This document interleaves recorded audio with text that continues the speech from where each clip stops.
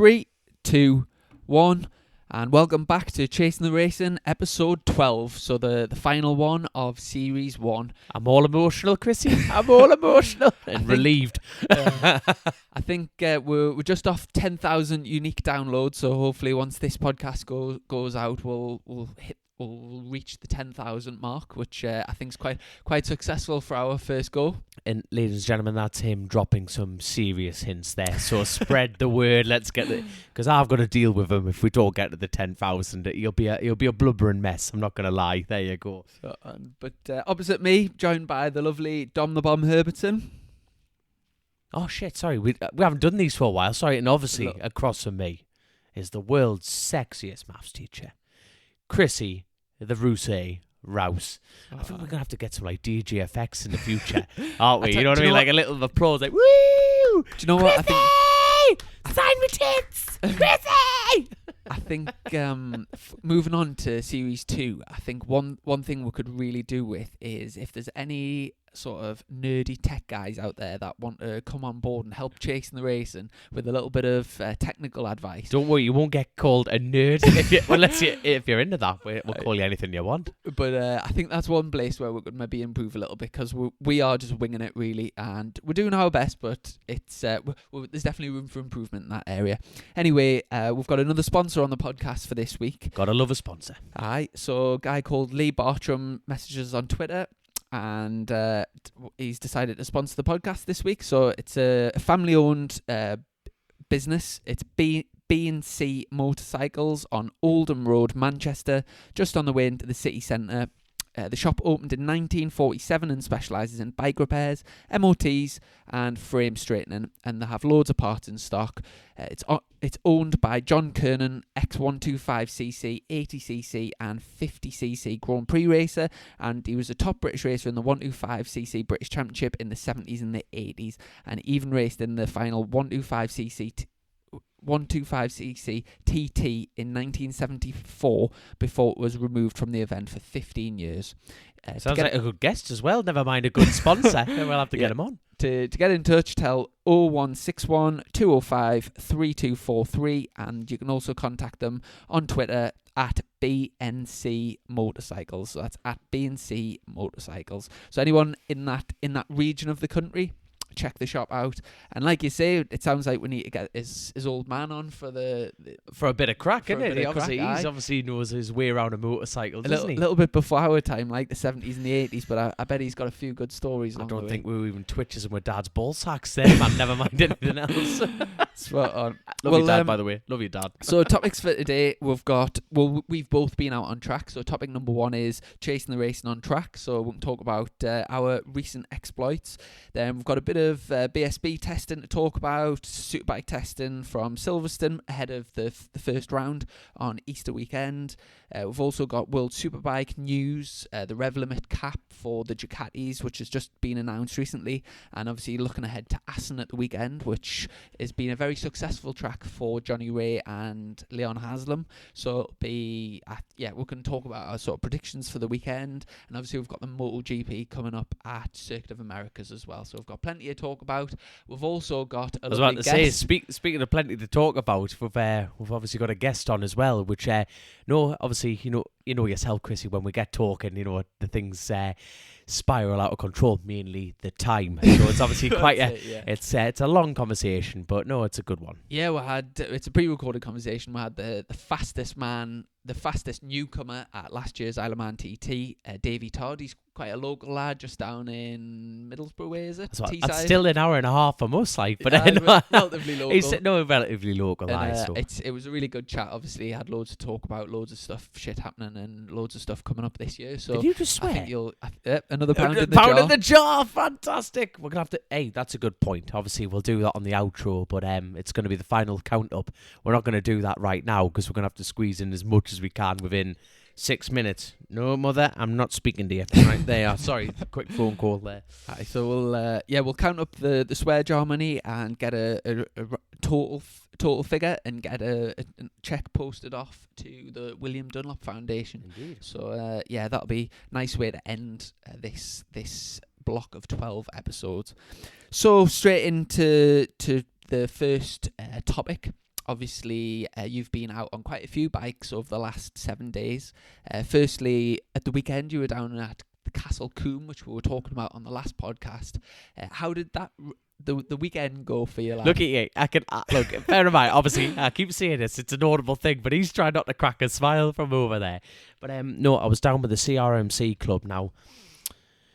For those that don't know what that is, just CRMC. It's the Classic Racing Motorcycle Club. Now, the thing about classic racing, people think slow, boring, old men, too much money. You know what I mean? That's what they think. But if you ever get an opportunity, and I'm looking at you here, Chrissy, if you ever get an opportunity to go to a CRMC meeting, do it. Because it is just such a fast pace. Now, don't get me wrong, that the grid is literally split down the middle. There are lads there, like ex-BSB lads and road racing lads, and who really, that competitive spirit never dies. You know, you've got young lads, older lads, but the other half of the grid are there just to look after the bikes, but still want to do a bit of racing. So you can imagine when you start absolutely blitzing off, there's like 6 of us who are trying to like lap record pace it all the time. Obviously, lap record for the class.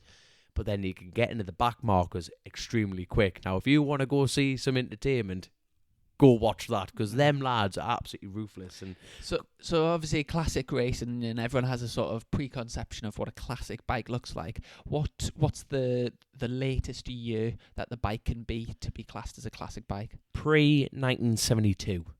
Right, okay. 72. But see, the mad thing is, that the replicas of that model, so obviously off the design, you can't go off that. So if it had a disc, it had to have a disc. If it had a drum, it had a drum, you know, oversized and everything like that. But so you can lighten them off, you can tweak little things. So they become very, very expensive bikes. And then like every team in any paddock, it becomes a competition, not just on the track, off the track, and you just become, I want to build the best bikes, I want to do this, I want to do that. And no, I'm very, very lucky that the Davies Motorsport team have asked me to race for them again this year, not only on the modern stuff, which I'm very lucky for, on the classics. And them lads build some top machinery, and there's also, you've got your Nortons, your AGS, the 7Rs, you've got and you're every on the range. Hondas. We're on the Hondas, which is an outstanding bike. But the reason you're smiling, obviously, test day went mint, Saturday went mint, getting right down, getting the lap times, right nice bit of battling. And then in the 500 race, I was lap record pace, and I was closing down the front lads, battling for the win. And then I became a heavy-handed whore on the throttle, and I just tipped in that little bit late, and I went, I'm going to compensate for the mistake.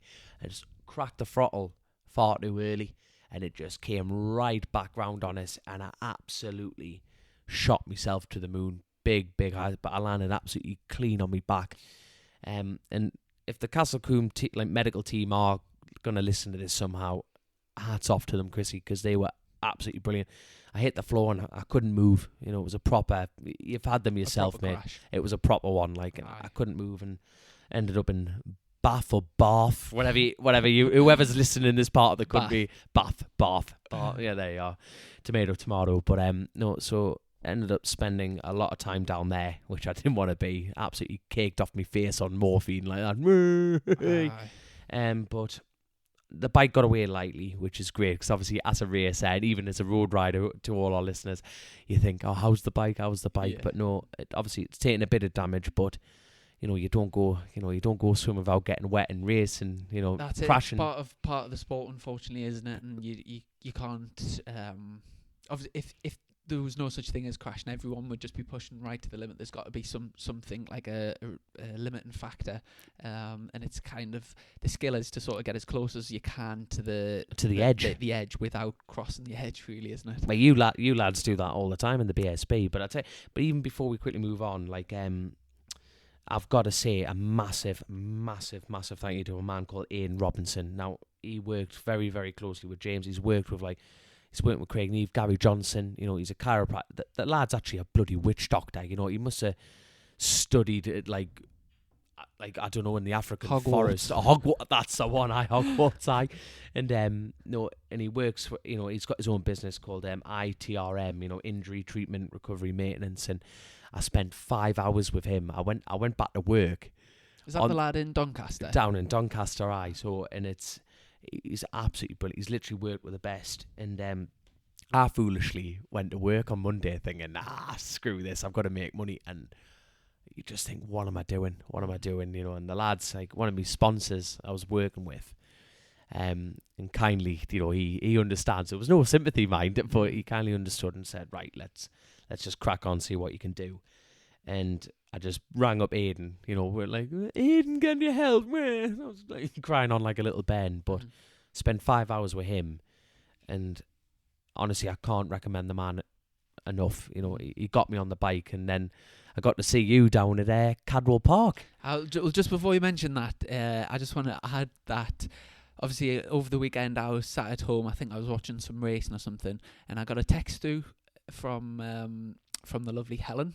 Helen texted us and said, "Don't want to worry you, but Dom's had an off at Castle Combe. The little grass. I'm gonna have words of here. He's getting his back and his neck X-rayed. I'll keep you posted." And then about an hour later, I got through. Back and necks clear, complaining of I think pelvis, or you were getting your pelvis X-rayed or something. So I'm sat at home thinking, oh bloody hell, like it must have been a big one. Like, and I was thinking, I won't ring you because I know what it's like being in hospital and you don't want to be you just want to sort of settle down. I thought I'll give him a date and I'll give you a ring tomorrow lunchtime. And like I was fully expecting you to be like lying in hospital down there, and I was going to see if I could maybe come down like before Silverstone and see you. And so it got the following lunchtime, and I rang your number and fully expecting you to be lying in hospital bed. And bear in mind you were in Bath, which is right down the bottom of the country.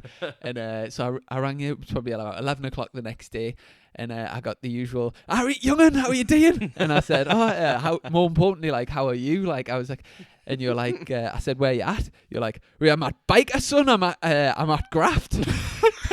So like about 300 miles north from where you were in hospital like the previous night, and you were at work, and I remember you said you can't climb the ladder with your hands in your pockets. You've got to go back to work. You said, "Hey son, where do you get?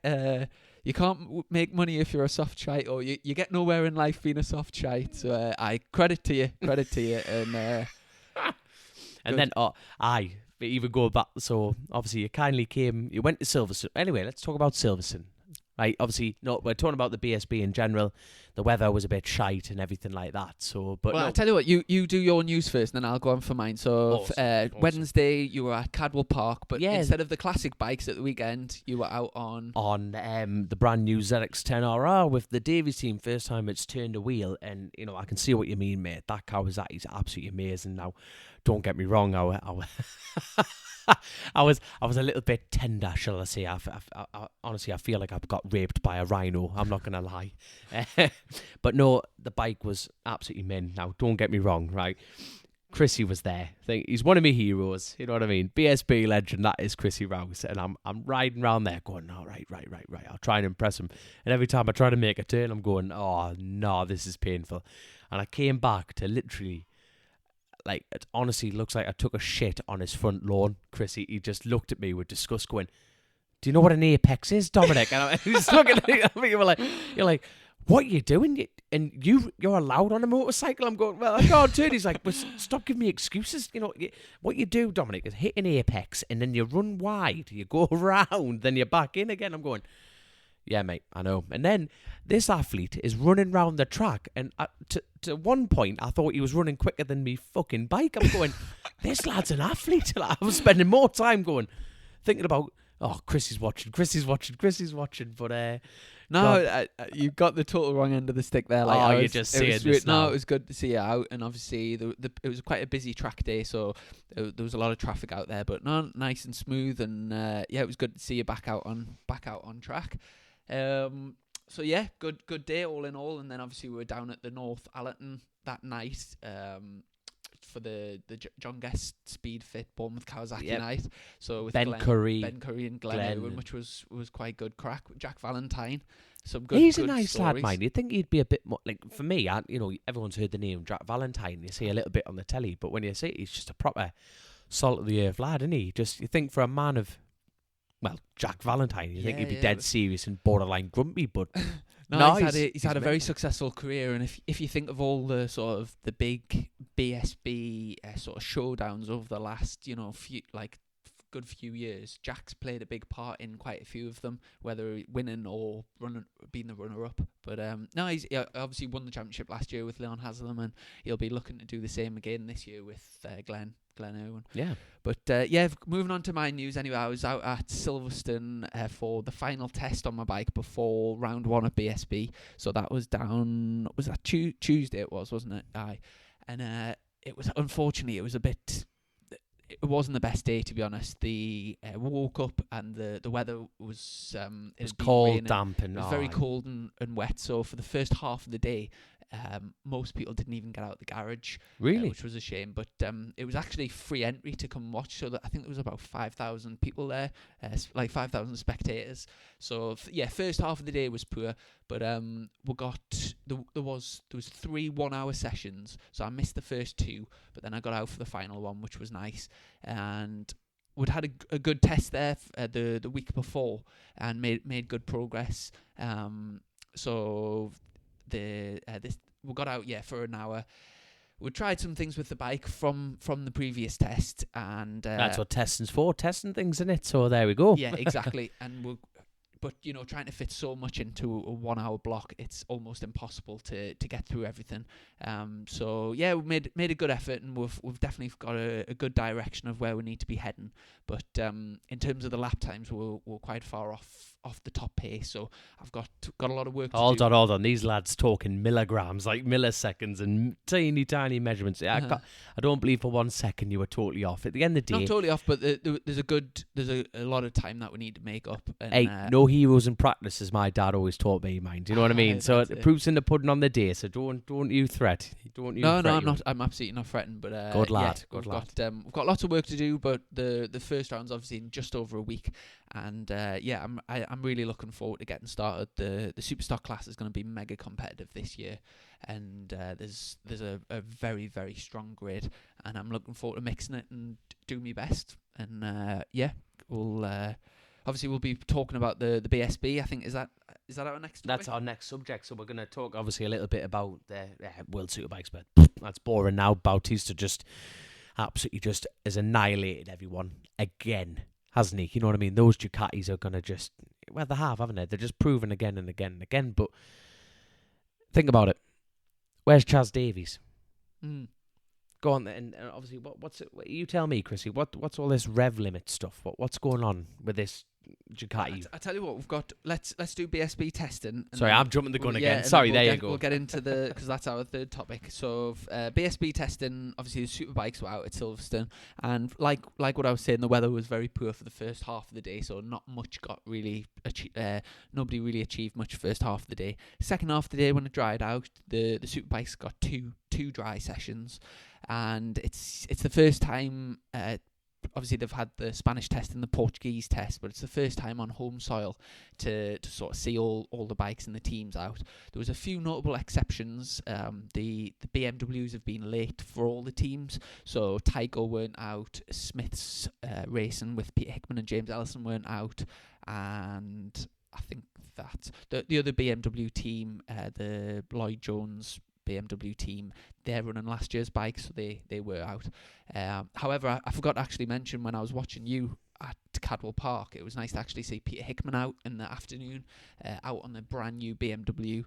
And I was showing him the way, you see. I was showing. No, we were packed up and gone home by then. But nice looking bike that, and I think you'll have a good, obviously, BSB and the TT. But you know, if Well, obviously, just checking on Instagram as well. They're back out today at Rockingham.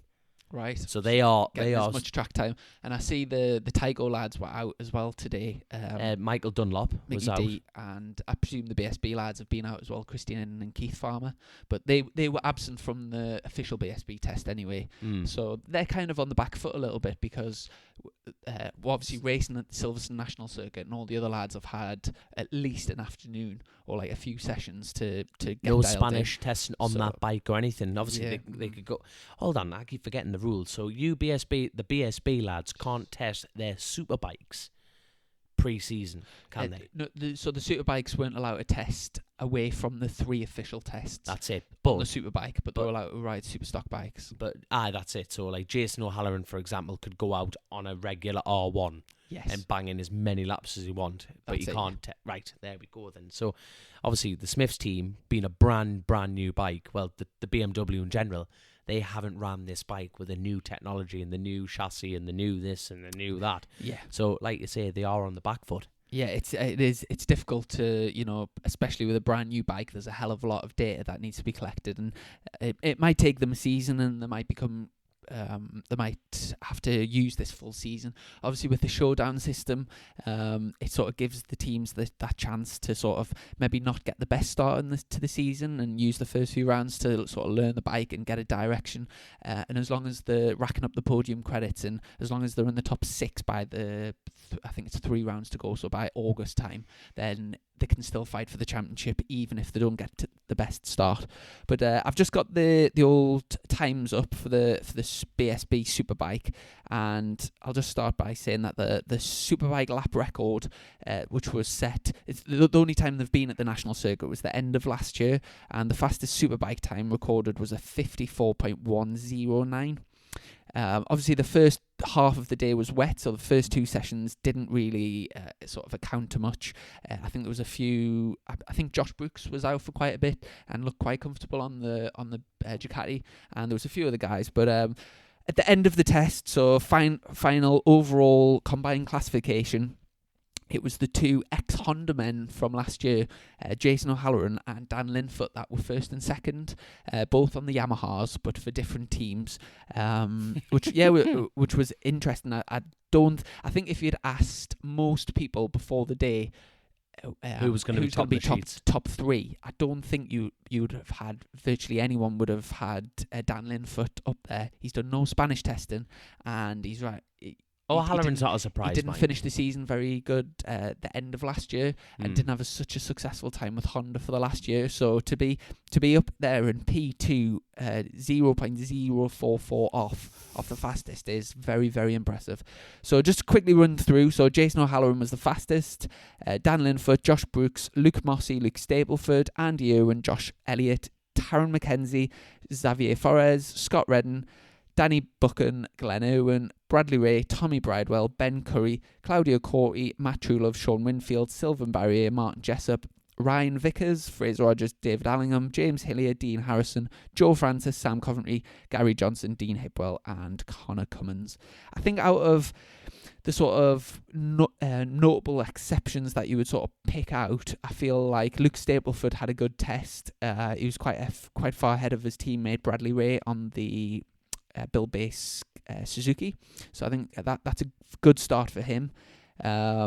Scott Redden, I think obviously he's been the biggest talking point before the season started, so to see Scott Redden down in 10th position and half a second off the pace, I think most people would be quite surprised at that, to be honest. But keep your powder dry though, innit? Yeah, it's early doors, man. Early doors. Yeah. No point ruining it. You could put yourself in hospital at the end of the day. Exactly, and also to see Glenn Irwin, who when the betting company first released the odds, Glenn was down as the favourite for the championship. Obviously finished in third last season, and with Leon Haslam and Jake Dixon moving on, he's kind of the highest placed man from last year, if that makes sense. Yeah. To see him down in P12 was quite a surprise, I think, nearly 7/10 off being the fastest. But at the chat show, he was sort of explaining that he had a test on the 2018 bike, so the Leon Haslam bike from last year. At the end of last year, and it was all set. It had been developed over the last 2 years, and it was like ready to basically go and win races. Where when they've started afresh with the 2019 bike, is this the double R? Yeah, it's been a totally new challenge, and I think at first when they first got on in Spain, they found the power was very aggressive, and I think they've got the reasons why they were struggling, but they're certainly not at where they would like to be right now. I think that, similar to myself, I think they've got a good direction.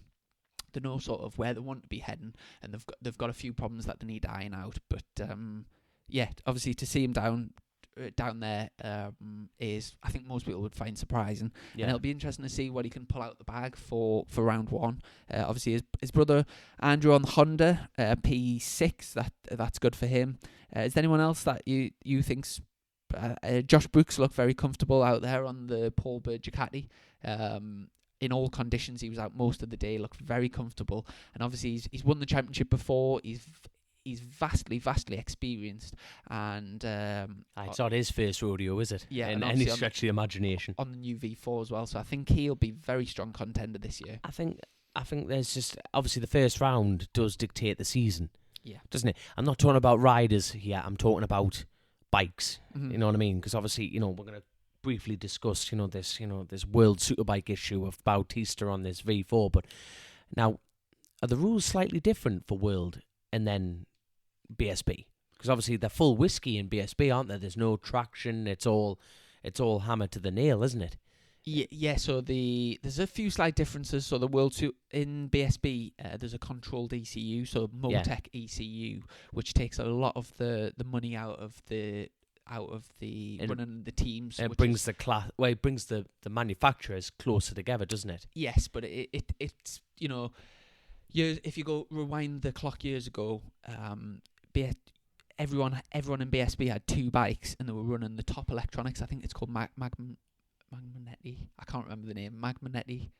If you don't know what I have, hope. Yeah. But it's what they're running World Superbikes anyway. Aye. And can you remember when Leon Camier won SMAP? So he smashed just obliterated everyone, didn't he? Back then, a BSB bike was very expensive, and everyone had two bikes. So Stuart Higgs has brought loads of rules in over the years to the one bike rule, and then obviously the Motec ECU, controlled ECU. So just bringing the cost down for everyone, making it more of a level playing field, making the racing closer, tighter, more exciting to watch. Obviously, you're very biased, and well, I'm very biased. We're both British men, but really, it's the best. It's the most. I look forward to it the most. The BSB, you know what I mean? Oh yeah, it's just so great racing, closer to home. To answer your question, the differences, it mainly comes from the electronics between the BSB and the World Superbikes. So BSB. With the controlled Motec ECU, and you're not allowed to run like any electronic aids. So essentially, the super stock bikes have got more electronic aids than the super bikes in the class. So it's it'll be interesting to see. Obviously, so far on the World Superbikes, Ducati seem to have a good advantage, certainly with Bautista at the hands. It'll be interesting to see how the V4 compares in British Superbikes. Yeah, exactly. On the BSB tracks. And obviously, the riders have a huge part to play. You've got Brooks, Redden, and also we've got Tommy Bridewell on the Oxford Products Moto Rapido Ducati. And we've also got Sylvain Barrier, the Frenchman, on the... I think it's called the Bricks Brick Summit. We're going to call it. Here comes the Brick Summit on the right-hand side. Brick Software Motorsport, I think it is. Brick Software Motorsport. So, there'll be a few Ducatis out there, and it'll be interesting to see how they're going. My mate Gary, he's a sponsor of mine, lovely bloke. I was speaking to him last night. He's got a V4, and it's getting built at the moment, and he was saying that it's was a 234 brake horsepower. Holy so yeah, it'll be a this is £2. Fuck. yeah. And in terms of the rev limits, because I actually asked a question last night to Jack Valentine. Moving on to our next topic about the restriction of the rev limits for the Ducati. In BSB, all the rev limits are set out, and the V4 are set at, I think it's either 16,000 or 16,100, something like that. But it's lower than what it is at World Superbikes. So I'll tell you what. So moving on to the World Superbike topic. Yeah, we'll have to squeeze this in. Yeah, really quickly. So it's just been announced that they're taking off 250 revs from the Ducatis that are out there. So we've got Bautista, and we've got Chaz Davies on the Aruba, like the factory Ducatis, and then we've also got Rinaldi and Eugene Laverty, both sort of privateer. The satellite. Satellite that's the word that I was looking for, lad.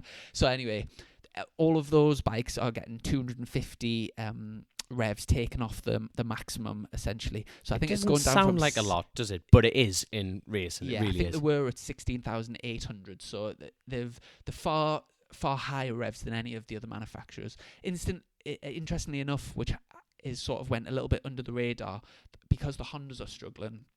The Hondas have actually been increased by 250 revs to give them a chance to, a small marginal gain to try and catch up with Leon Cami and Yuichi Kiyanari.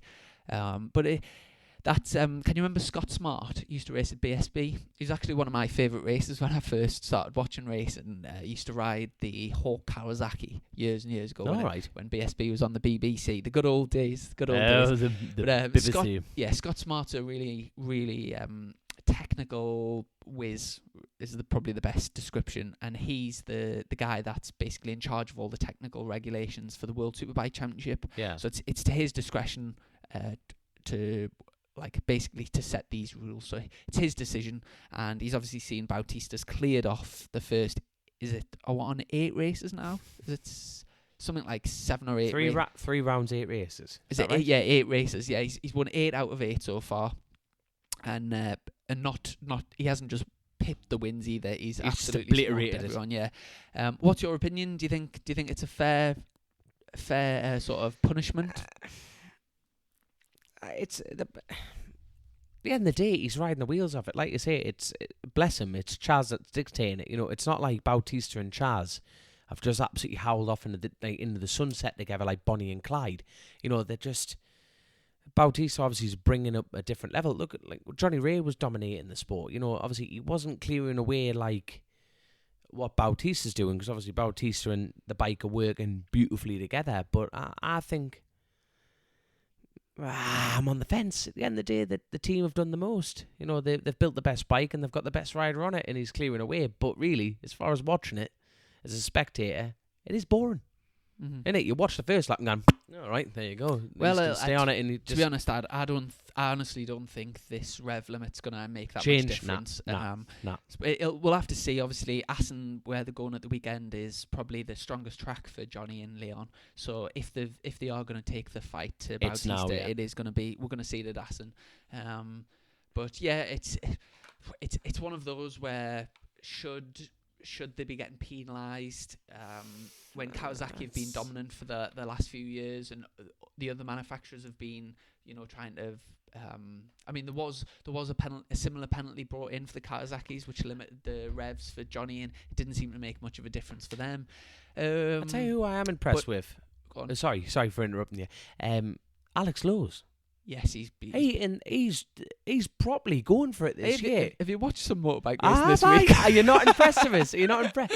But Alex Lowes is there. You know what I mean? He's doing fantastic. He went for a couple of seasons of going bang, bang, bang, bang, bang up the road. Yeah, you've got to push. Crashing becomes part of pushing. But now he's finding the consistency. He's happy with the team. Mm-hmm. He's doing brilliant. Yeah, really strong. But as I was been overshadowed. Yeah, a little bit. As I was saying about the penalty that's been imposed, it's kind of, I can understand both sides of the argument. I can understand. I seen a post on the old social media the other day saying that if a bike's far better like handling in the corners, or it brakes much better than the other manufacturers, you don't try and even that up. But if one's faster on a straight line, then you do. But I can understand that in the interest of fair racing, we're in the entertainment business, and the series organisers have got to make the bikes comparable so that we can see good, exciting racing, good battles, and everyone wants to see that. Obviously, it's a bit of a kick in the balls for the likes of Eugene Laverty and Rinaldi, who aren't winning now, and then they're getting their bikes this punishment sort of imposed on them, even though they're not getting the results at the moment, which obviously will be a shame for them. But when you're watching the racing, the bikes are clearly faster in a straight line, so in the interest of fairness, it probably is a good decision, and hopefully from a sort of non-biased point of view, it'll make the racing more exciting. And look, I am actually really looking forward to Assen at the weekend. I think there'll be some great races, and like I say, if we are to see Johnny and Leon take the fight to Bautista, then I think it's going to be this weekend. There we go. Finally, MotoGP at the Circuit Americas at the weekend. There's been a lot of sort of circulation of the famous Sam Lowe's victory there from a few years ago, where he had that huge high side in free practice, and then he went on to take his first Moto2 win. I remember watching the race live; it was brilliant. Obviously, it would be great to see him back on the top step, or even just on the podium in Moto2. And have you got any thoughts on the main class? Who are you sort of fancying? Rossi's grid girl was on point. I fancy her. No, it's just. I mean, it plays out to what it plays out. You know, the good thing about that class is it could. You know. Yeah, it seems to be the same page. You know, every time you open the book, you think, "Oh, it's one of them. It's one of them. It's one of them. It's one of them." You know, you think, "Come on!" And then Cal Crutchlow just throws in a jump start or two. You know what I mean? And it gets a bit exciting. Well, I think Marc Marquez is got an unbelievable record in America, so I think you'd be an idiot if you weren't to sort of say he was going to be the favourite for the race. And waiting for Lorenzo to do something. Well, it'll be interesting to see how Lorenzo's progressing, should we say, and also I think after the Cal Crutchlow controversy from the last race, I think he's going to come out with a point to prove, and I wouldn't be surprised at all to see him fighting for the podium. Definitely, and see him up there. But anyway, let's insert our interview with the Davey Todd, so the fastest newcomer at the 2018 Isle of Man TT, set for a massive year this year with 3 big teams, loads and loads of racing, and I think it was a really interesting interview. So without further ado, here is the interview with Mr. Davey Todd. So today on Chasing the Racing, we're joined by the fastest newcomer at the Isle of Man TT in 2018. We've got Mr. Davey Todd. Are you there, Davey? Yeah, how's it going? Aye, spot on. How are you? Yeah, I'm all good, thanks, mate. Tell you what, we skipped a very good point there. I don't think it was just the TT who was fastest at. You know, I think it was bloody everywhere, wasn't it? You know what I mean? So go on, Davey, just rack off the list where you were quickest at there. Yeah, to be honest, it was a bit of a shock to me, but I had a good year last year, and everything was as much a surprise to me as it was to everybody else. You know, as you said at the TT, I think more than anything, but I ended up being like the fastest newcomer at the Northwest, at the Southern 100, Macau, a bunch of other Irish road races, Froberg, IRRC, and there's a fair list of newcomer sort of accolades I got last year, but obviously won't be getting many of them this year. Fortunately, going back to the tracks that I've at least been to once. Oh, Bennett, well, it's fair to see you get yourself about then, don't you? Bloody hell. Yeah, busy, super busy. Yeah, you know, it's absolutely flat out, and I thought I tried to tone it down a little bit this year, and it's already edging up to be even more busy, I think, than I expected. So another crazy year, but hey, I love it. You know, it's great. Oh, spot on. Wait, obviously, we all cover the race on this show, and obviously the news is always coming out with what you're doing and stuff. But so obviously with it's the Pens 13 team, isn't it? I keep getting that name mixed up. So where are you exactly going then? How many rounds is it? And like, how many of them are new to you as far as circuits? Yeah, so it's a 6-round championship, the IRRC. So to me and you, it's like a European road race championship. I only did one of them last year, right at the end of last year. The last round of the IRC championship is in Germany at Froberg. And I did that with the Pens team last year, which I'll do again this year. Again, it's the last round. But then there's like another 5 rounds in Czech Republic, Belgium, Finland. I can't even think where they all are off the top of my head, but do a fair amount of travelling around with that, as well as then your international races, the TT, the Northwest, the Ulster GP. Busy. Well, I tell you what, we'll chat more about what you've got planned this season. But for the the benefit of the listeners, let's go back to the start of your career and like explain how you first got into bike racing. I know you came sort of on the British scene back in, I can't remember which year, but Thundersport on the 600s, and then you made your way into the British paddock. But I believe before that it was Supermoto that got it all started. Yeah, well, that's it. I actually started from a super young age, got into motocross and started riding motorbikes at 3 years old, and then started racing as soon as you're legally allowed to start racing at 6, and got my ACU license and went motocross racing with my dad, and did that for a lot of years, motocross and some enduro, and won a couple of British titles in enduro, like off-road enduro racing, a couple of club championships and stuff like that, and then sort of made this in-between step of circuit racing and motocross of moving to supermoto. Raced supermoto for a few years, racing the European Championship. I think it's 5 times I've represented Team GB at the Supermoto of Nations, which is really cool. And to be honest, I still love going back, but it's when I've got time these days. And then finally, as you say, my first step was Thundersport in 2015 into circuit racing.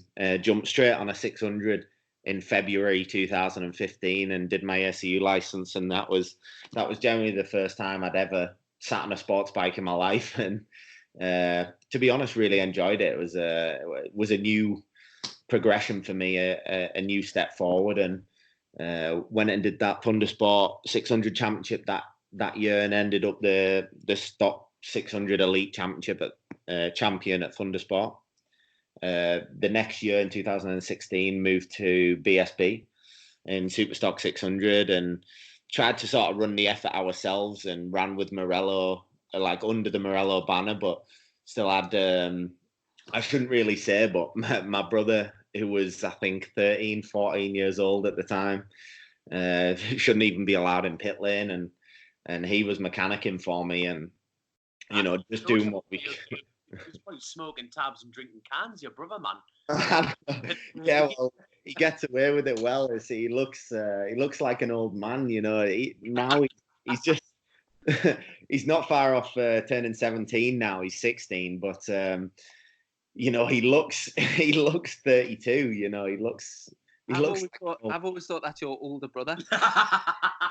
Everybody thinks he's my older brother, and it's crazy. I've been a few places with him, and they ID me for getting in, or they ID me for a drink, and they don't even look twice at him. He's got a shaved head, and he's like 6'6". He's a giant. I don't know where he's come from, to be honest. You want to keep an eye on the postman, then they are. That's it. So obviously the transition from Supermoto onto the roads, do you feel like that sort of stood you in good stead? Like the skills from the Supermoto, do you feel like they've helped you transition over to the road racing? Yeah, 100%. Everybody always asks a question, and your answer's in the fact that you see so many guys these days riding supermoto bikes. Your likes of Marquez and top MotoGP boys are all trying to ride supermoto as much as they can, and I think it's a great background, to be honest.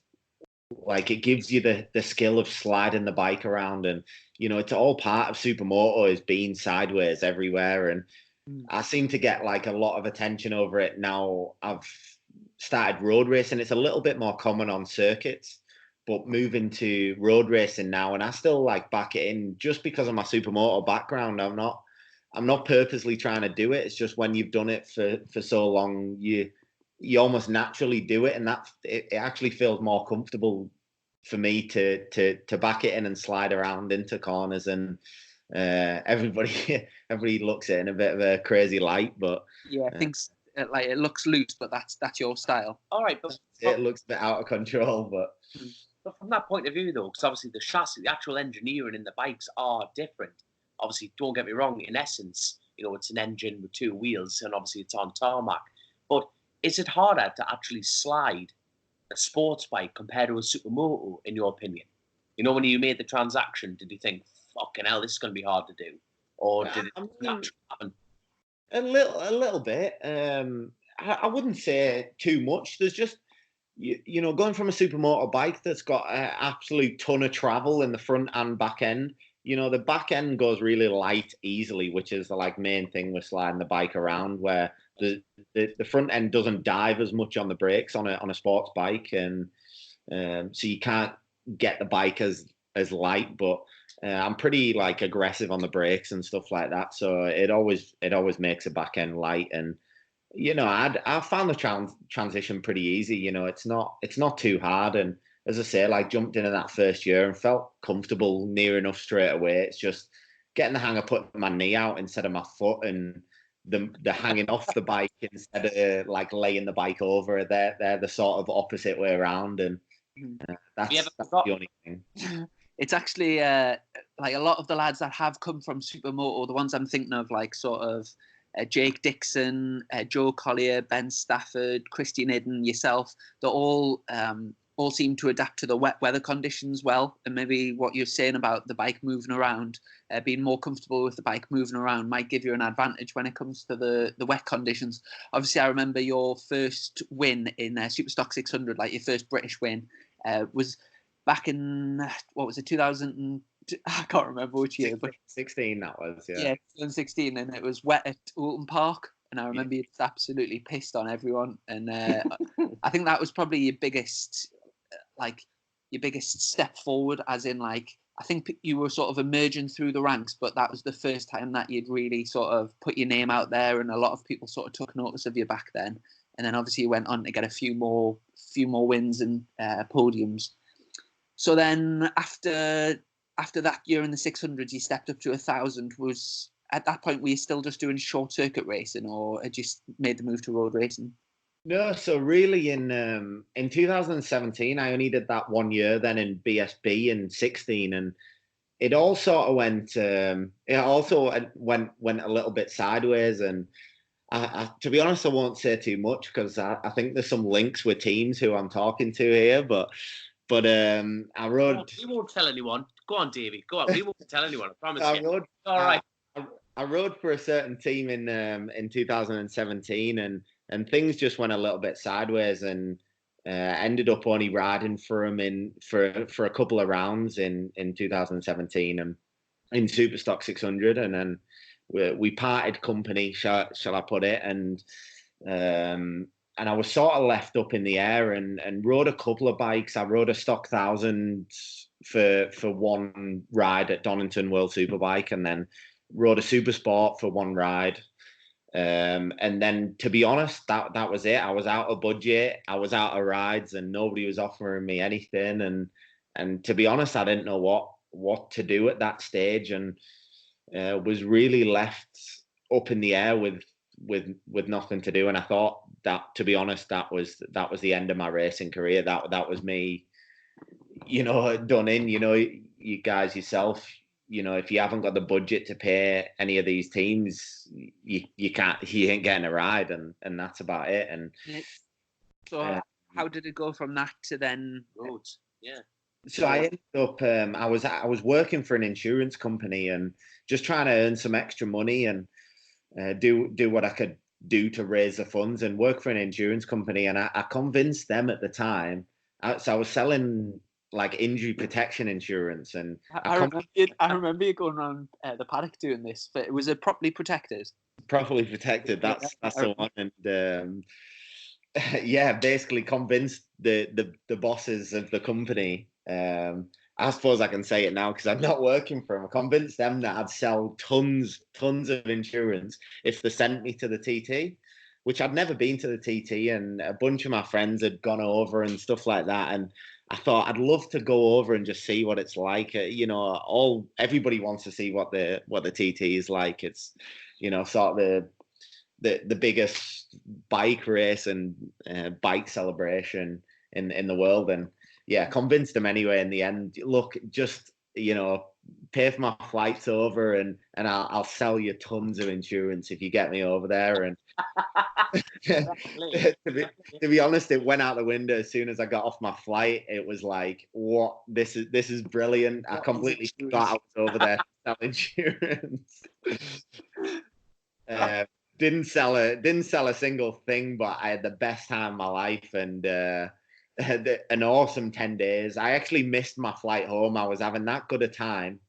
My flight home was just after the senior TT, and I was like on for going, and all the guys who I'd met over there, and they were like, "Oh, you can't leave now. It's like the biggest party of the whole TT is the night after the senior race. Like everybody's out. It's the biggest one. You can't miss it." And I thought, screw it. I'll just miss my flight, and I'll find another way home. And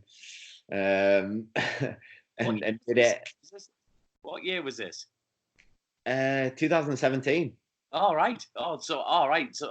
There we go then. So basically, the year before last, I'd never been. It's crazy to believe, but I'd never been to the TT all my life, and the following year for me going for my first time, I was racing there, which is a bit mad, but yeah, I went for the first time. Ended up coming back from that trip hidden in the back of somebody's caravan. To try and sneak onto the boat, because there was no foot passenger like availability. Obviously, the boats are fully booked, everything. So it was a bit of a crazy time. But I knew from that trip, and watching the racing, watching the atmosphere, being in that environment, I knew that's what I wanted to do from then on. I knew that's where I wanted to go. I wanted to race at the TT from that point, pretty much. Do you feel like that trip sort of lit the fire, and that's obviously turned into what it is now? Yeah, 100%. That, for me, standing at the top of Bray Hill and watching the bikes come past at like 180 mile an hour over St. Ninians and away down Bray Hill was like the craziest thing I've ever seen in my life. And, it's weird how you find the correlation between this is the craziest thing I've ever seen in my life and I want to do that. But that's sort of how it like triggered in my head, and I thought, it's crazy, this is nuts, but it really excited me, and I've never been so enthused to do a race in my life, and that was my goal from then on. I didn't know how I was going to do it because I didn't have a ride or anything then, or any money or anything, but I thought that's got to be my goal, and move forward from then on. I ended up getting a ride for an Irish team, a small Irish team, just on a 600 to do as you say, a couple of Irish road races at the end of that year to sort of get my foot in the door. And fortunately, that got me the opportunity with John Burrows to ride for John in 2018. A really well-known and well-respected team with a good bunch of bikes, a good people around you, and to do everything. And I didn't know if I'd have to do the Manx first or I could go straight to the TT or what, but fortunately managed to go straight to the TT and be a newcomer at nearly every race. Yeah. So was it just that one time that you'd been to the Isle of Man before actually riding there? Yeah, that was it. That was my first time there. First time at the TT. I'd been over. I came over a lot of years ago when I was about 16, 17 years old. I knew Connor Cummins through Supermoto. I was racing Supermoto at the time, and Connor had come over to do. Connor had come over. See what I did there. Connor had come to the British Championship. To do a couple of British rounds, and got talking then, and he ended up organising a day over at Derby Circuit in the Isle of Man, and going over to the Isle of Man then. But that was the only time. The first time for me at the TT was 2017. And can you remember the first place you watched? So obviously when the bikes got set off, were you like grandstand or Bray Hill or? Yeah, so that was it. That exact point. Outside, I think the school is it, and I was basically we climbed over with Tom Booth Amos. I was with who's racing World Championship Moto 3 at the minute, and we climbed over a fence. He was our banner of the pod on, was it last week? It would have been I would have been. No, it was a few weeks ago. Go on. Yeah. And anyway, yeah, I've known him through Supermoto for a few years, met up with him over there, and we couldn't find an actual gap in the people to get through and watch anyway. So we ended up climbing over this fence and watching from just in between the top of Bray Hill and St. Ninian's Crossroads, basically. And that was definitely the place for me that where I knew I wanted to do it. On that trip, did you get to many other places on the course to watch? Not many. We got to like the bottom of Bray Hill. I think we went out on bicycles one day and got to like Crosby and the Cregner Bar and stuff like that. I mean, anywhere there was a pub, but don't say that. There's 8 pubs on the circuit. I don't know that. They are, but there we go. So, obviously, with the Burrows team, you're on Suzuki's, and this year you're on the BM. How many other bikes have you ridden then, as far as stock thousands and, stock thousands? Which one? Have you been on every brand, or have you just been on them? I've done a little bit on a few bikes. Like I've rode an R1, but not in good spec. Just a road bike when I've been out testing in Spain and stuff like that. But that stock 1000 ride I did at Donington World Superbike in 2017. I rode a Kawasaki then. Again, it was a bit of a development at the time, so it wasn't. It was a little bit of a struggle, especially for me as the first time on a big bike. So hold on, before obviously I know you signed up the BMWs this year, but obviously you're gonna give us a very biased answer. But obviously, which one's your favourite at the moment? I don't know. It's gonna sound crazy. It's gonna sound crazy, right? And obviously I'm from a biased perspective, but I've got to be honest. I've always been a fan of the R1. I think it's because of the noise it makes. They just sound awesome. I think, and the look really cool as well. The design of them, the sound of them. I've never raced a proper one, and they're not actually that common. But I like them from that perspective. The BMW is a super fast bike. Like you see why everybody's on one, and I realise now when I've been pre-season testing on my Penn's bikes and race one at Macau, they're just so fast and a little bit more difficult to work with than the Suzuki that I had last year. That thing handled awesome, but it just didn't have the top end speed. Great grunt out of corners and stuff, but yeah, that absolute top end that the BM really excels. Cool. So obviously, going into your first TT, I'm quite interested in how you would sort of prepare.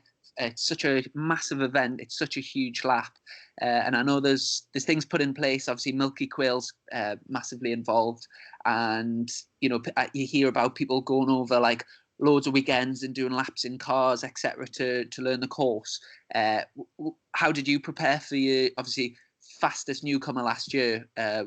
What sort of preparation did you do?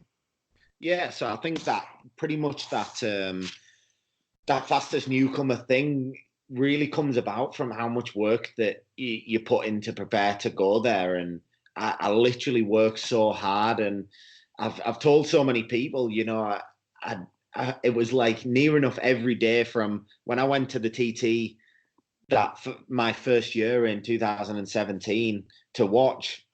I near enough started watching videos from as soon as I got home, watching onboard videos and onboard laps. And my first laps in a car was at the Manx. Then that year I came over with some friends again just to spectate for the Classic TT in 2017 and did a lot of laps with some friends in a car.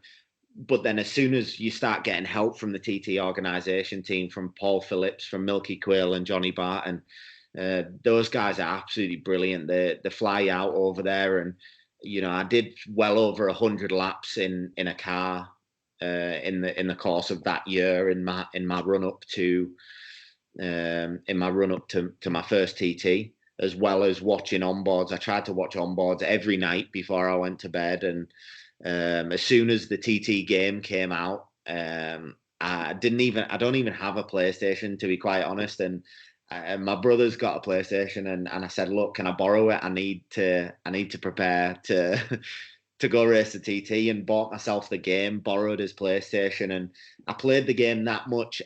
It got to a point where I was second place in the world on the game, and I'm honestly not good at PlayStation games or anything like that, but I just played it that much. For hours and hours, I'd try and sit every night and just play the game and try and learn every inch of the circuit, and thankfully, I guess it paid off. Are you still doing that now, as far as your onboards and everything like that? Are you still, obviously? Yeah, still try and do it. Still try and watch an onboard every time one pops up. To be honest, I can't help it. Like, as soon as one pops up, you'll be the same yourself. I think when one comes up on Facebook or something, you just have to watch it, and you feel like you can learn from watching other people's, and it still excites me now to watch onboards and think I can't wait to go there again. And it's a real shame in a sense, because it almost spoils every other race that you do in the year. It's not the same as the TT, and all you can think about then is the TT. But I love riding a bike. I love riding at any time, any place, anywhere. But nothing's the same as the TT, definitely.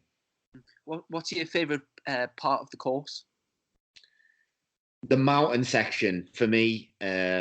I love super fast and flowing, and that's exactly what the mountain course is. And it's such a breath of fresh air from when you come through all the towns, and you come through Ramsey, and it's so hectic, it's bumpy. Everything feels like you're doing 400 mile an hour instead of 200, I guess, because the houses are close in, and you really get that speed sensation. Whereas you get up, then you go ride up the hill, up onto the mountain section, and it all opens out. And then there was a point in practice week, it must have been one of my first few laps, and I came out the right hander onto the mountain mile, and I was trying to hook another gear, and I thought my gear shifter's broke, and really trying to change gear, and I was like, I've got to be only in fourth gear, like it won't change. And I looked down, and I was doing about 195 mile an hour in sixth gear, and it felt like I was in fourth. It's just how it opens out. It feels like you're going slower. It was a really crazy thing for me. Yeah, but yeah. Do you know when you're watching those on boards on, like, say, on Facebook, and you say, and it's going through, like, I don't know. Go on, have it. Go on. Here's a test for you, Chrissy. No, go like, on, it's saying right? going through Kirkmichael, and it's just flashing, like, and the sunlight's coming through, and then it's like, and you can barely see anything. It's just like everything's rattling, and you're watching it, and you're just thinking, how on earth can anybody be like controlling this? Is it? Yeah. Do the onboard sort of convey the actual feelings when you're actually riding, or does it feel different when you're doing it yourself? Well, to be honest, mate, on a bike, it's probably worse. Some of them, they look pretty crazy on the onboards, but for example, people told me from Ginger Hall to Ramsey is bumpy, and it's really bumpy, and I'm like, yeah, whatever, pretty much. I agreed with him or whatever, and took it in. But I thought, look, like, I'm not being funny. I've raced motocross all my life. I know what bumpy is. What these, like, road racers who, like, spent their life on tarmac think bumpy is. That isn't bumpy. Like, it won't be anything to even think about. And I think I went on my second. You do your first lap behind Milky, and then my second lap, my first lap around on my own, and I had the biggest tank slapper in the world in that section, Ginger Hall at Ramsey, and it was just like, it's incredible to there's no way to explain how bumpy that section is. You can't lean the bike over, otherwise you get a tank slapper. It's like so rough, it's beyond belief. You don't even know how you can actually ride on somewhere that's that rough and bumpy, and it's a real eye-opener riding around there, and especially at the speed that you do, and to try and learn the techniques to keep the bike under control in that section is just it's incredible. And yeah, going back to it, what you asked of, is it as bad as it looks on the videos? Yeah, I think sections like that, it is worse. Do you know the first lap that you did on your own? So you obviously followed Milky for a lap, and then your first solo lap, essentially. Do you know roughly what lap time you got, or speed? Or yeah, I'm pretty sure I did 110 mile an hour in my first lap, my own. And then how many laps did it take you to break the 120? Now you're testing me. I'm not following too sure. laps. Pretty much. It wasn't too long. We stepped up like really quick. Every night it was basically a 2 mile an hour up on the night before, and near enough every lap was like a 2 mile an hour or a mile an hour quicker than the last one, and just kept that progression all the way through the week. It was quite early on in practice week, because it was the end of practice week. I did a 128, I think. And is this Superbike qualifying is at the end of practice week, isn't it? I think. Yeah, I can't think on. Yeah, you can't even think. Superbike qualifying anyway. The senior qualifying singular lap. I did a 128 mile an hour lap in that practice, but. So I thought you did the 128 in the race. Yeah, I did a faster 128 in the race as well. Yeah. I was so disappointed. That was the only time in the whole 2 weeks that I was a bit disappointed, because I knew I'd been progressing so much, and then I'd already done the 128, and then had a lot of dramas in the senior race, to be honest, but. Still did a faster 128, but I knew a lot more was possible. And what really rubbed it in just after the senior, and Hickman's just broke the lap record and did a 135 mile an hour, and he come up to me and said, "Did you do it? Did you break my record? Did you take my newcomer record?" And I said, "Oh no, like I didn't. I only did a 128.3. And he said, "Oh, that's a shame. I thought I was expecting you to. I thought you would have." And that just really rubbed it in a little bit. But what is Hickman's record? 120. He did a 129, like near enough flat, 129.0, I think. Right. Okay. But do you feel like the 128.3? Did you make some mistakes or get held up or anything? Yeah. So. Dommel no, and so in the senior, James Hillier on the first lap. Oh, you were going to say Dom held you up?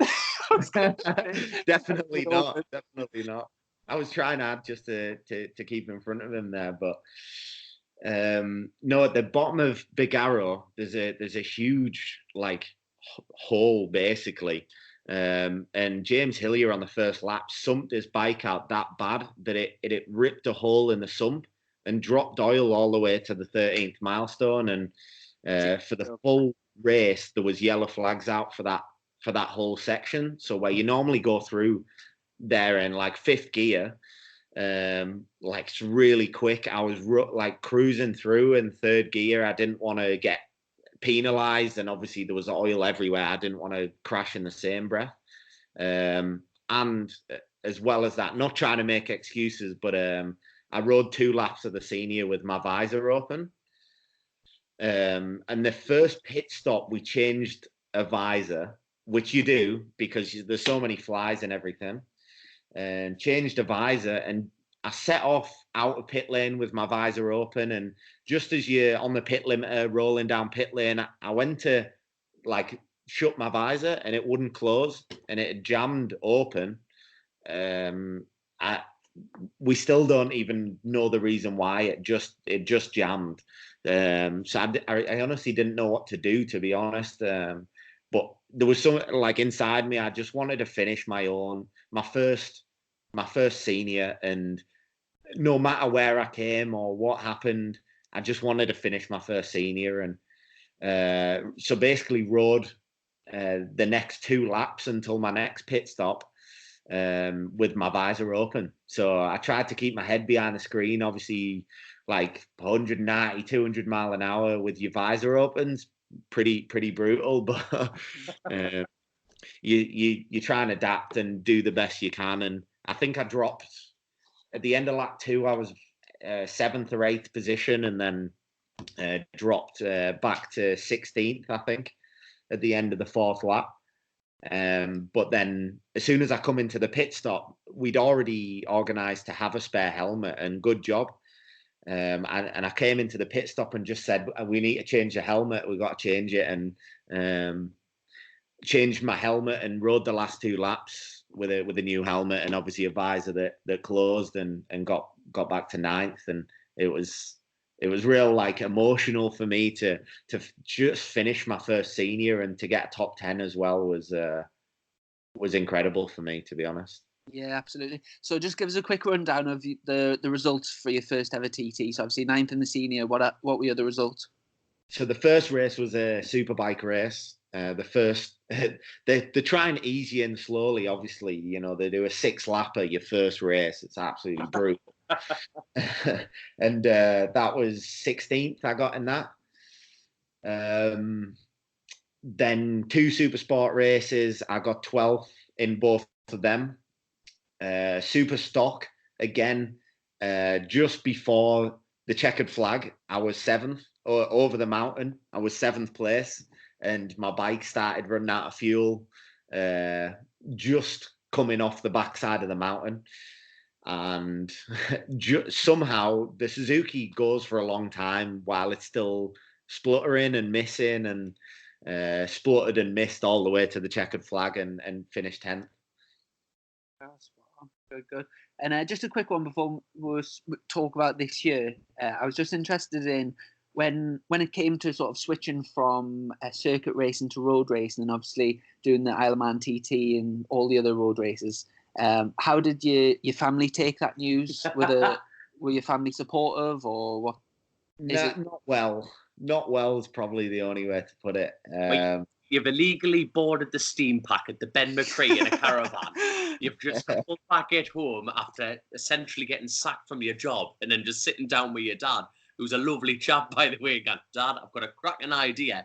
I'm going to go race a TT next year.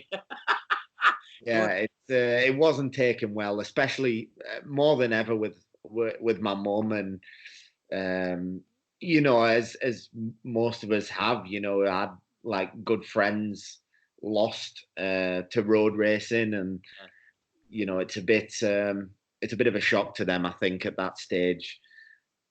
Me saying, look, I know it's super dangerous and everything, but that's what I want to go do. And you know, they didn't agree with it for a long time, but they come around in the end and learn to accept it. And while my mum's still not super supportive over it, I guess, you know, she accepts that I'm going to do it. My dad loves it, though. He loves the atmosphere, and he'll come to as many as he can get off work for. So, spot on. Well, so for this season, obviously you've got three teams essentially for the different races that you're going to be doing. So first of all, on the smaller of the bikes, it got announced, was it last week or the week before, that you're going to be joining John McGuinness and Peter Hickman on the new Norton Twin. Yeah, that's it. It's super exciting, to be honest. A new bike and a new whole development like that, and you know, no pressure having 2 teammates like Peter Hickman and John McGuinness. You know what I mean? Probably the two of the like most respected guys ever around the TT, and they just plunked me into that team. And you know, I sort of not that they're saying they expect the same, but yeah, it's pretty insane for me to even think about that. but it's again, yeah, super cool development. And I haven't been out on the bike yet, but I'm really excited to get out on it and see how it goes, really. Yeah, it's a beautiful looking bike with the single swinging arm, and it looks the bollocks like. Absolutely beautiful thing. Like the chassis and everything is, the by far the nicest looking thing you'll ever see. All the billet made parts on the bike is, it's make anybody interested in bikes in the world drool over. It's super cool, to be honest, to see, and to be able to ride one as well. Yeah, it's pretty special, and yeah, looking forward to it, as I say.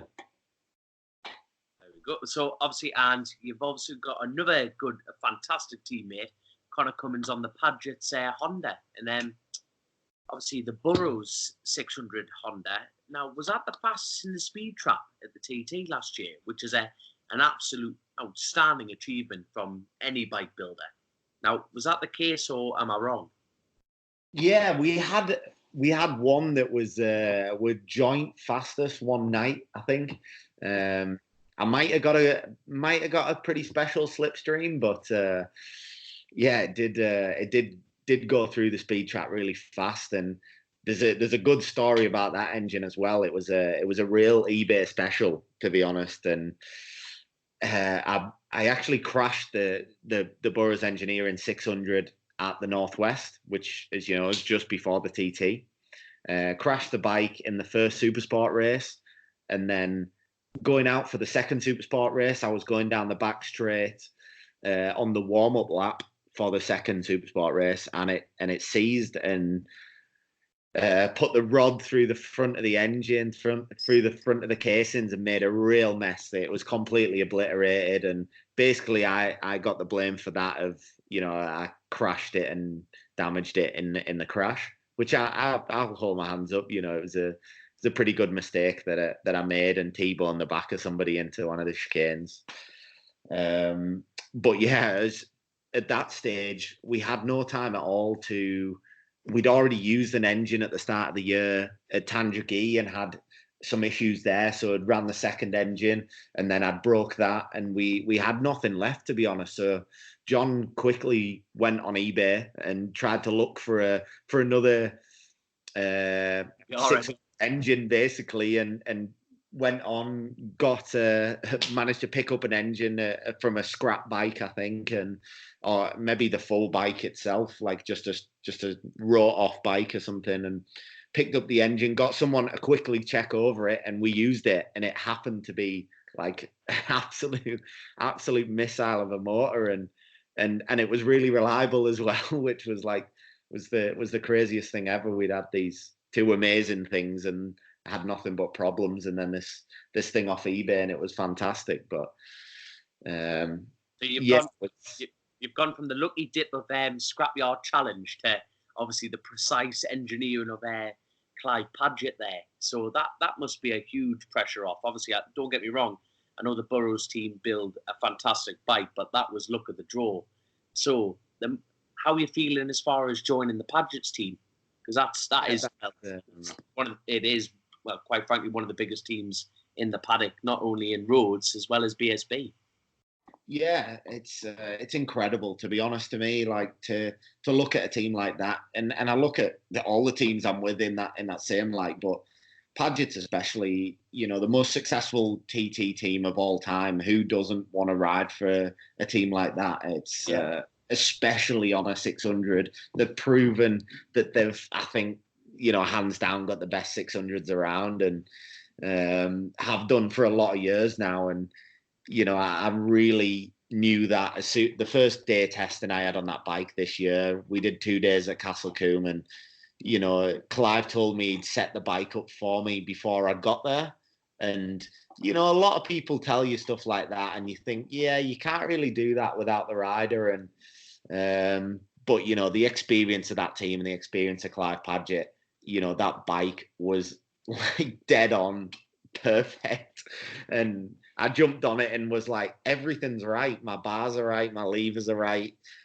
Footrests are in the right place. It was just, And I'm like, how do you know? And he's like, oh, well, I just sort of work it out in my head from like the size and your riding style. And the guy's an absolute genius. Like, and to be riding with a team like that is incredible. And, you know, I thoroughly enjoyed the few days testing I had with them. Not that we tested a great deal because the bike was just perfect, and just enjoyed, to be honest, riding 3 days on an incredible motorcycle. So with the Pens team and the Padgett's team, so are you on the same tyres on both teams, or are you on Metzlers for one and Dunlops for the other? Yeah, so the 600 on the Padgett's bike and the Norton Super Twin, I'll be running Dunlops. Yep. And then on the Pens bike, on the Superstock and Superbike, I'll have Metzlers on that. So does that bother you changing their brands, or is it just, obviously at the end of the day it's a round black tyre that sticks on the tarmac, you know what I mean? But obviously some people have a personal preference, don't they? And people go, well, I'm not hopping on that, I'm not doing this, I'm not doing that. So what's your attitude towards that? Yeah, to be honest, I mean, I'm happy either way. I've rode a lot of different things in the past few years, and you sort of get used to just riding on something different every time you jump on one. And it's a spice of life, isn't it? Everybody's sort of disbelief last year, I ran Michelin's, and you know they're slated a lot, I think, and they're nowhere near as bad as everybody says, and they're actually a good tyre, and by far the cheapest and best wearing tyres out there. And you know, I ran them all last year with the Burroughs engineering team, and they're really good. So I'm happy to jump to Dunlops on one bike and ride another one on Metzlers. It's, you know, as you say, round black things. They all great. Not an issue. Good. And then obviously finishing off, you've already said about the Pens BMW. So that's a German team, is that right? That's it. Yeah. And yeah.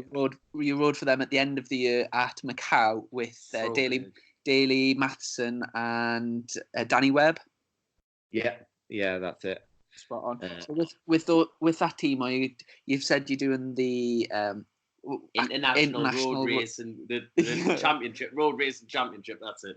That's what, so you're doing that, and then what else? What are the other big events that you're doing?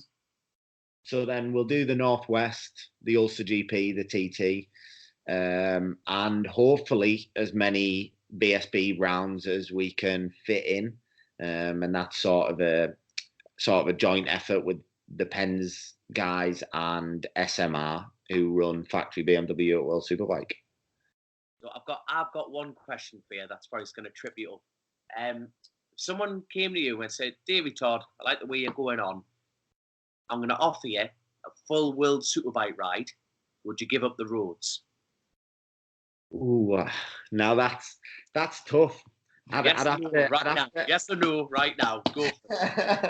I'd have to put in a cause for debate there, and have a think. I don't think I'd be able to. You know, I mean, I don't know. Nobody's offering me one, so I don't have to make that decision. Not yet. Hold on. Right, hold on. The bet's gone up now. Right, we'll give you 50 grand a year, and we'll give you anything you want. You know what I mean? We'll give you a bowl of hats filled with gin. Anything you want, Davey.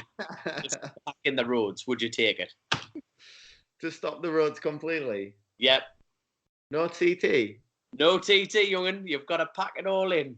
You're going off to travel the world around short circuits with gel in your hair, sunglasses on, with a pout on.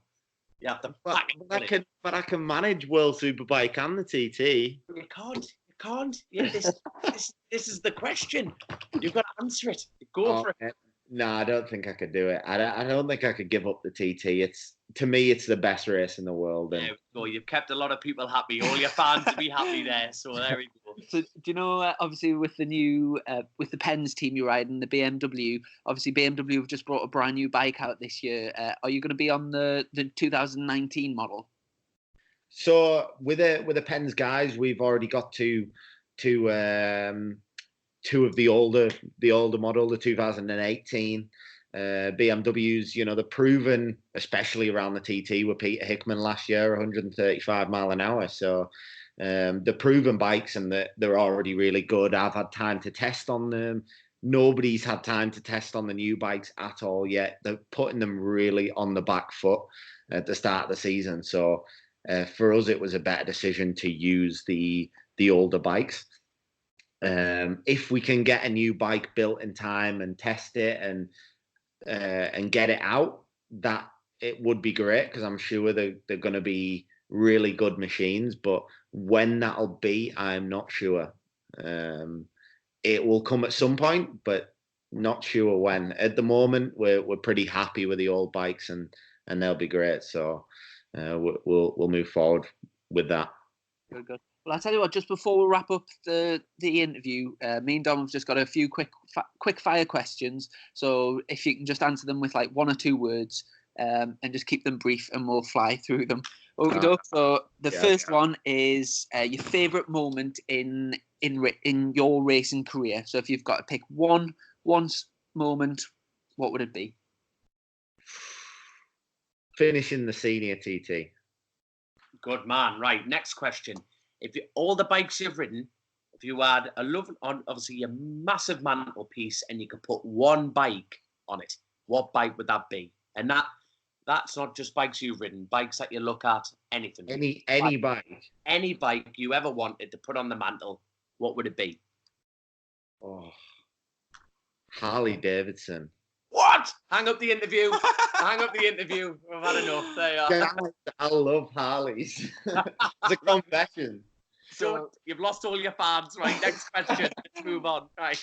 For the Northwest 200 this year, obviously the big race, and there's been a lot of media attention over Glenn Irwin and Alistair Seeley.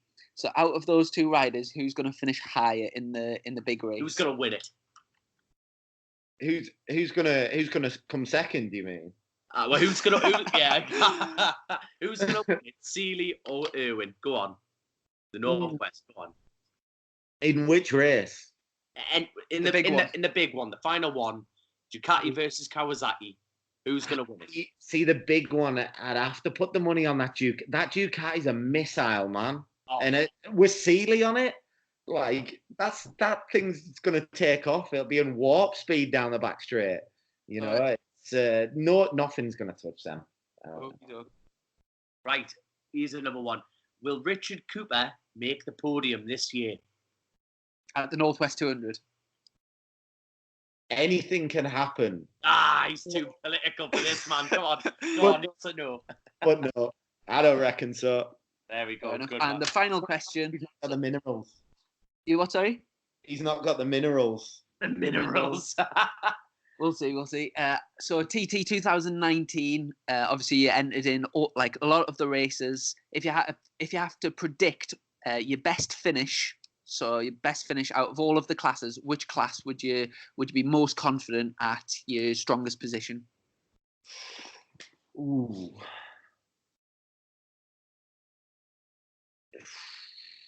Senior again, the big one. Everybody wants to do well in the big one. And this isn't one of the questions, but just before we hang up the interview, obviously looking at everyone sort of thinks about like target lap times, and you were talking about you don't feel like the 128.3 was your maximum. Do you have like a target for this year, like a roundabout target which you would like to break, and you feels realistic? I do, yeah. Do you want to say? Do you want to elaborate? No. I went into the TT last year with no goals, no real aims. So I wasn't going out every night and pushing and doing anything crazy. So I want to go there with that same attitude this year and not do anything stupid. And I think the results will come, and I think they'll be a lot better than last year. That's all I'm going to say. That's a very mature approach. So, he's getting that from his older brother. I mean, it's not like me. I know. Well, I guess what's left to say is thanks so much for joining us on Chasing the Racing. We'll post you down a Chasing the Racing mug as a thank you, and best of luck with all the races for this year. Obviously, you're a busy man, getting about a bit, but all the best. Thanks a lot, guys. I hope to see you both on track this year. No problem. Cheers, Davey. Take care, son. Stay in a bit. Spot on, mate. Cheers, bye. Spot on. So I think great interview there with Davey Todd. It was really interesting. Obviously, he's got a huge year ahead. He's got a big year ahead of him, So, no, I think, hey, hats up to the lad. Let's go for it. Let's see what he's made of. And as we all know, he's a very, very fast rider. So, big things ahead for him. Spot on. So, apology. Well, I don't want to apologise for such a long episode, but it's a long one. Yeah, this is our longest episode by quite a bit. So but I hope you've enjoyed the interview and the crack.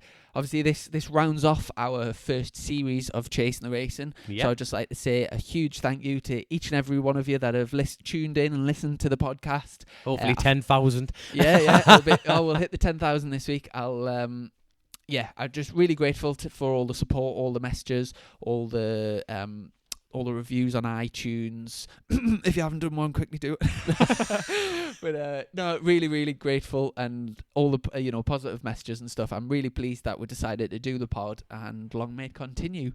But obviously we've been collecting all the swear jar money up, and we'll get a total, stick that on the Twitter. But before we do that and stick it on the Twitter, if anyone would like to make a contribution to it, all the money goes towards the William Dunlop Foundation. I'm not sure how much is in that box, but it's looking pretty full. There's a fair bit of cheddar, few blocks of cheddar in there.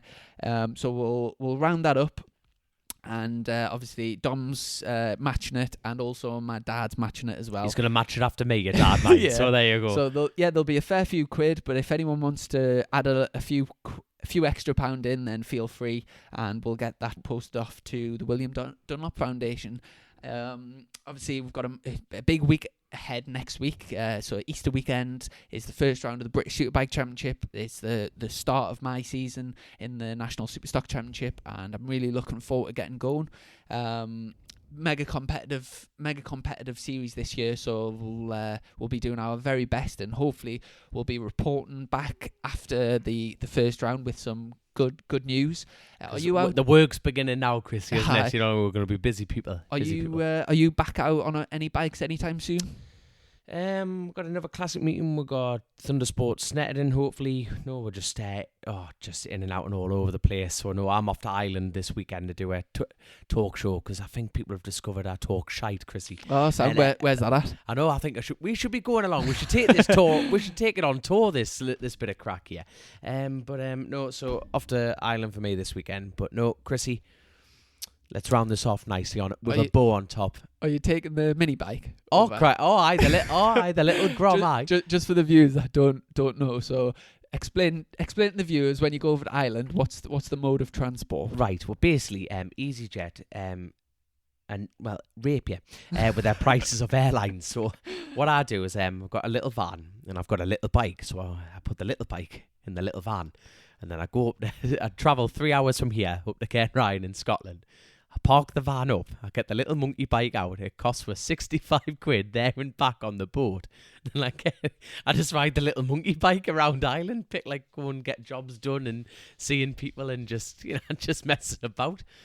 Oh, people just laugh at you on that thing. People laugh at me in general anyway. Do you get your knee down on it? I can't actually. It's good. I love that little thing. It's absolutely class, mate. What's honestly. It like, wheelies? Oh, on it with a 4-speed fuel injector. Anyway, we're supposed to be doing a quick show here, Chrissy. Let's round this off. But honestly, Chrissy, good luck for the first round, son. Yeah, thanks. You're going to do absolutely amazing. And thank you to every single one of you listening to this. This is 16 downloads in Nigeria from the Russians. Nigeria to the Morocco to wherever a couple of famous Australians they are that you picked up. That was good crack, seeing old Troy down at Silverstone. That's it. But no, honestly, Chrissy, thank you for pushing me into this. This is some good crack, and looking forward to the next season. Spot on. Well, all the best, Dom, and we'll be back with Series 2 in a few weeks' time. So thanks for listening, and goodbye.